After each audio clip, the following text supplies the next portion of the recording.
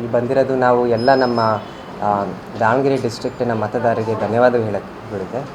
ಆಮೇಲೆ ನಮ್ಮ ರಾಜ್ಯ ಆಮೇಲೆ ದೇಶ ಮಟ್ಟದಲ್ಲಿ ಎಲ್ಲ ಕಾಂಗ್ರೆಸ್ ಲೀಡರ್ಸು ಎಲ್ಲರೂ ಕಾರ್ಯಕರ್ತರು ಯಾರೆಲ್ಲ ಬಂದು ಎಲ್ಲರಿಗೂ ಧನ್ಯವಾದಗಳು.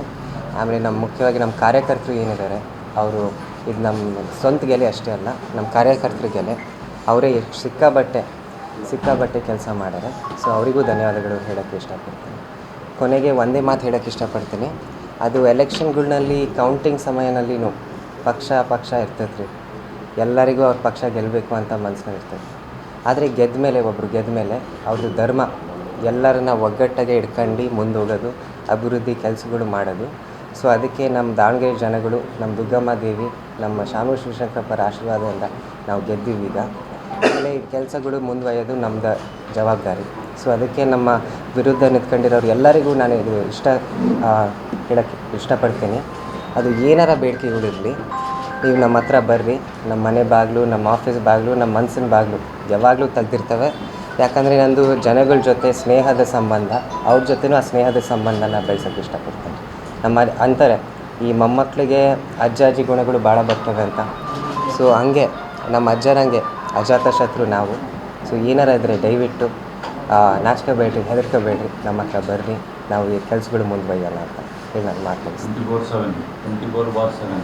24/7 ನಿದ್ದೆ ಮಾಡೋದು ಬೇಕಿಲ್ಲ. ಇಲ್ಲ 24/7 ನಾವು ಸಿಗ್ತೀವಿ ರೀ.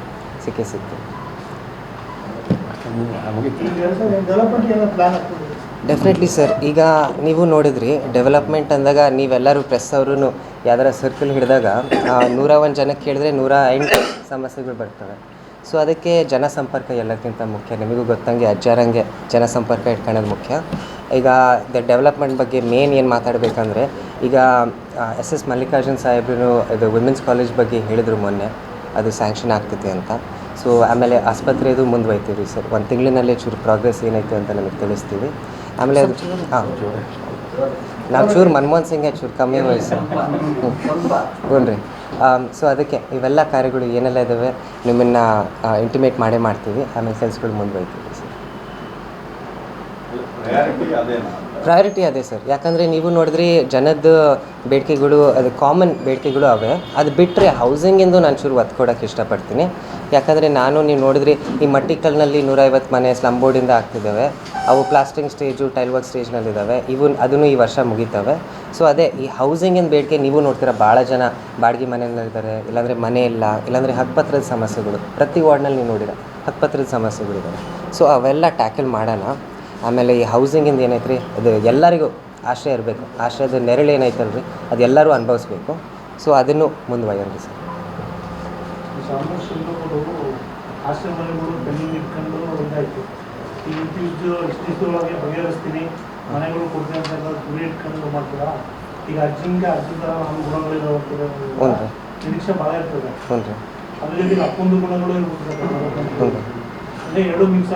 ಇಲ್ಲ ಅಪ್ಪ ಅಜ್ಜ ಅಷ್ಟೇ ಅಲ್ಲ. ಈಗ ಇಂಗ್ಲೀಷ್ನಲ್ಲಿ ಒಂದು ಗಾದೆ ಐತಲ್ರ, it takes a village to raise a child. So ಪೂರ್ತಿ ಊರೇ ನನ್ನನ್ನು ಈ ಮಟ್ಟಕ್ಕೆ ತಂದೇನೆ. ಸೊ ಎಲ್ಲರ ಗುಣಗಳು ನನ್ನಲ್ಲಿ ಇದಾವೆ ರೀ ಸರ್. ಆಮೇಲೆ ಅದೇ ಈ ಹೌಸಿಂಗ್ ಯಾಕೆ ನಾನು ಮತ್ತೆ ತರ್ತೀನಿ ಅಂದರೆ, ಇದು ಒಂದು ಈಗ ನಮ್ಮ ಇಂದ್ರಮ್ಮ ಹೇಳ್ದಂಗೆ ಕಪ್ಟಾ ರೋಟಿ ಮಕಾನ್. ಕಪ್ಟಾ ರೋಟಿ ಒಂದು ಅಂತರಕ್ಕೆ ಬಂದೈತೆ ರೀ ಸರ್ ನಮ್ಮ ದೇಶದಲ್ಲಿ. ಈ ಮಕಾನ್ ಏನೈತಲ್ಲ ರೀ ಸರ್, ಈ ಒಂದು ಪಾಸಿಬಿಲಿಟಿ ಎಲ್ಲರಿಗೂ ಇರಲೇಬೇಕು ರೀ ಸರ್. ಸೊ ಇದೇ ನಾನು ಹೇಳ್ದಂಗೆ ಈ ಆಶ್ರಯ ಯೋಜನೆ ಇರಲಿ, ಸ್ಲಮ್ ಬೋರ್ಡ್ ಯೋಜನೆ ಇರಲಿ, ಹಕ್ಕುಪತ್ರ ಇರಲಿ, ಇದರಿಂದನೇ ಮುಂದೆ ಹೋಗ್ಬೋದು, ಮುಂದುವರಿಯೋಣ ಸರ್.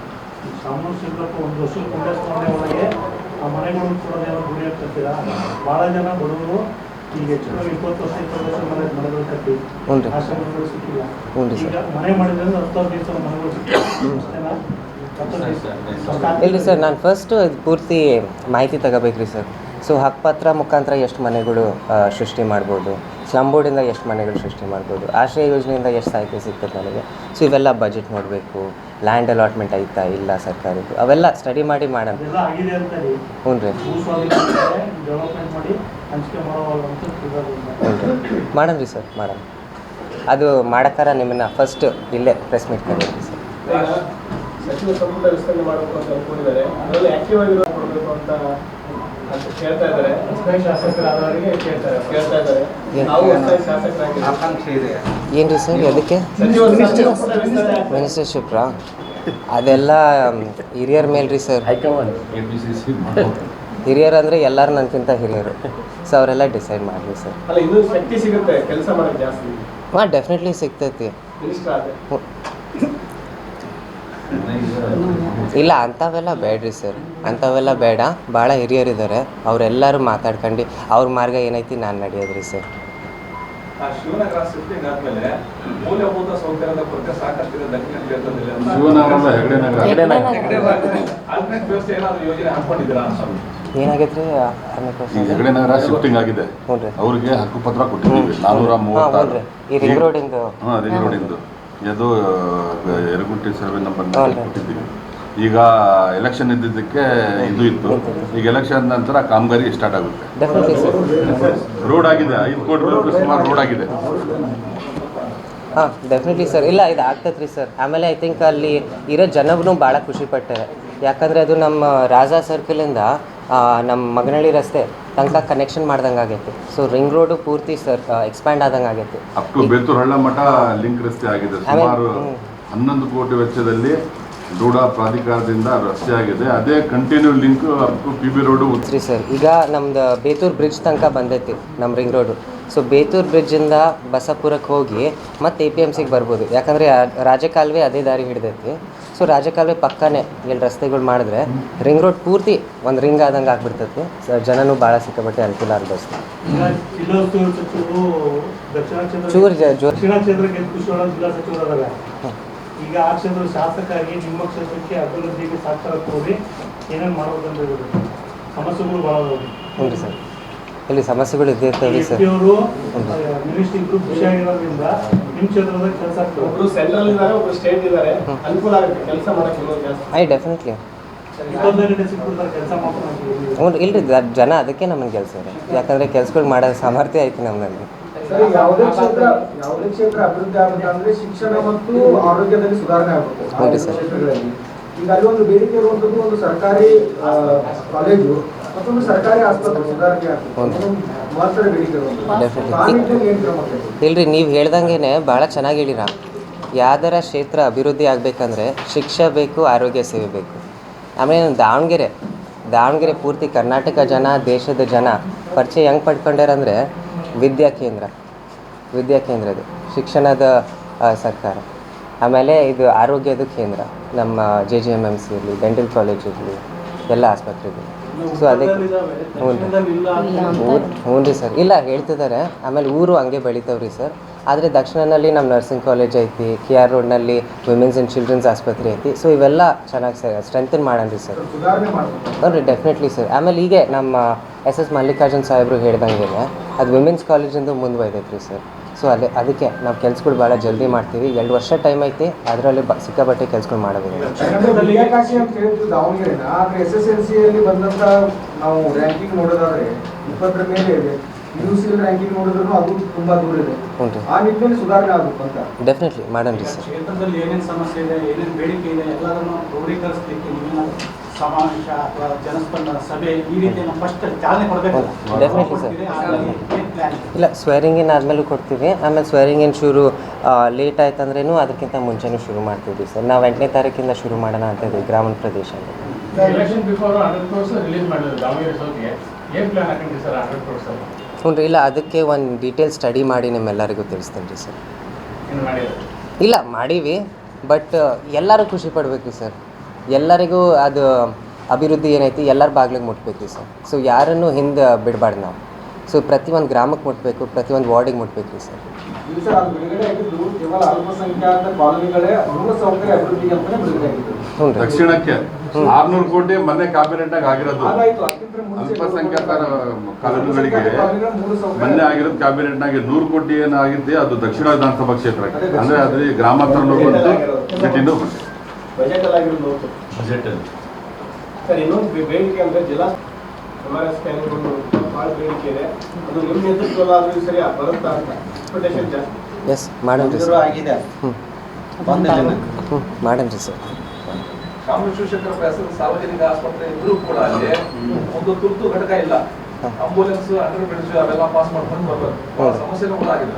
ಅದ್ರ ಬಗ್ಗೆ ಈ ಸಂಬಂಧವಾಗಿ ಸಂಸದ ಹತ್ರ ಚರ್ಚೆ ಮಾಡಿದ್ವಿ, ಅದು ಕಾರ್ಯಕ್ರಮ ಬಂದಿಲ್ಲ.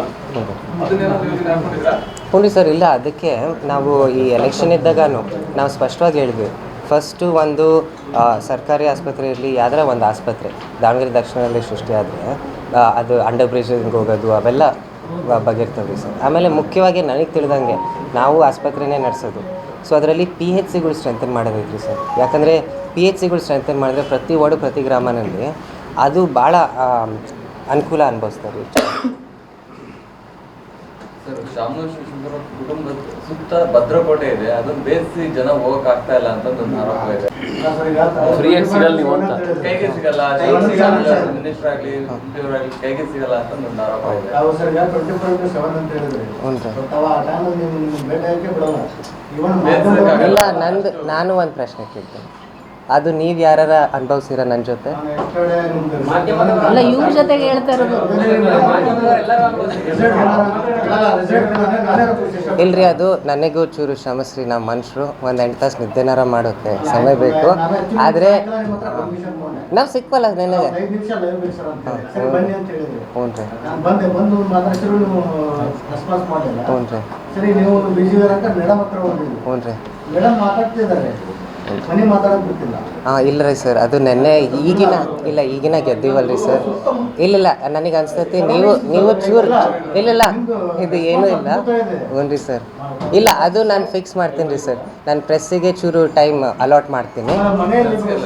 ಜನಕ್ಕೆ ಹ್ಞೂ ರೀ,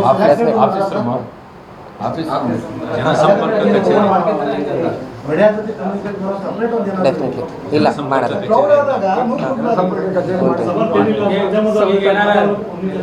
ಮಾಧ್ಯಮದ ಜೊತೆ ಮಾತಾಡುವಾಗ ಈ ಯಾರು ಅವಶ್ಯಕವಾಗಿರ್ತಾರಲ್ಲ ಅವರಿಗೆಲ್ಲ ಸುಮ್ಮನೆ ಕೇಳಿದ್ರೆ ಮಾತಾಡೋದು ಬಿಟ್ಟು ಜನರಿಗೆ ಡೆಫಿನೆಟ್ಲಿ ಇಲ್ಲ. ನೀವು ಹೇಳ್ತಿರೋದು ನಾನು 100ಕ್ಕೆ 100 ಅರ್ಥ ಮಾಡ್ಕೊತೀನಿ. ಶಾಸಕರು ಬೇಕು, ಮಿನಿಸ್ಟರ್ ಬೇಕು, ಬೈಬೇಕು ಅಂತ ಹೇಳ್ತಾರೆ. ಇಲ್ಲ ಅವ್ರು ಮಾತಾಡ್ತಾರೆ, ನಾವು ಹೇಳ್ತೀವಿ. ಹಂಗಾಗಿ ದಯವಿಟ್ಟು ಮಾಧ್ಯಮದ ಯಾರು ಬಂದಾಗ ಆದ್ಯತೆ ಮೇಲೆ ಇಲ್ಲಿ ಭಾಳ ಖುಷಿ ಆಯಿತು ನೀವು ಇದು ತಂದು.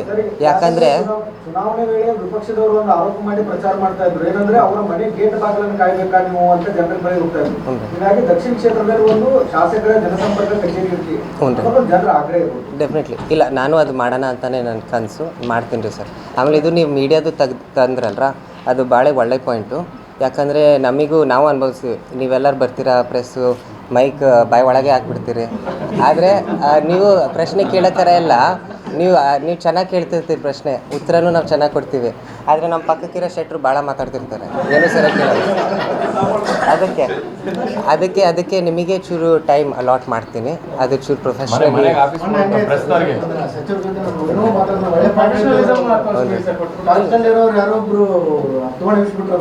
ಇಲ್ಲ, ಅಂಥದ್ದೆಲ್ಲ ನಾವು ಸರಿ ಇಲ್ರಿ. ಅದೇನಾಗ್ತೈತಿ ಗೆದ್ದಾಗ ನಿಮಗೂ ಕಾರ್ಯಕರ್ತರು ಎಲ್ಲ ಭಾಳ ಖುಷಿ ಪಟ್ಟಿರ್ತಾರೆ. ಏನಾದ್ರು ಮದುವೆ ಆಗ್ಬೇಕಂತ ನಮ್ದ್ರ ಯಾರ ಹುಡುಕಿರ ನಿಮ್ದು ನಿಮ್ಮ ಚಾನಲ್ಗಳಲ್ಲೇ ಆ್ಯಡ್ ನಡ್ಸೋಣ? ಇಲ್ಲ ಅಂಥದ್ದೇನೂ ಇಲ್ಲ. ಇವರೆಲ್ಲರ ಒಗ್ಗಟ್ಟಿನಲ್ಲೇ ದಾವಣಗೆರೆ ದಕ್ಷಿಣಕ್ಕೆ ಮದುವೆ ಮಾಡಿಸಿಟ್ರೆ ನನ್ನ. ಸೊ ಈಗ 2 ವರ್ಷ ಸೇವೆ ಮಾಡೋದೈತೆ, ಅದ್ರ ಮುಂದೆನೂ ಸೇವೆ ಮಾಡೋದೈತೆ.